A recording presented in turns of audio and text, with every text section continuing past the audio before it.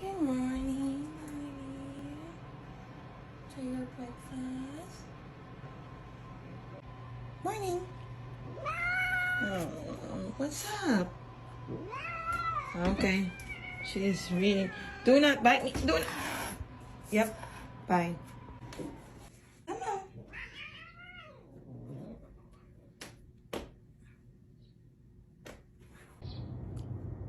It's a very nice and peaceful morning, you guys. It's a nice Saturday. Can you hear the birds chirping? A very chilly morning, you guys. It's very cold, but it's hazy, but I can still see the sunrise. So let's get our affirmations and prayers done this morning. Some birds in our birdhouse.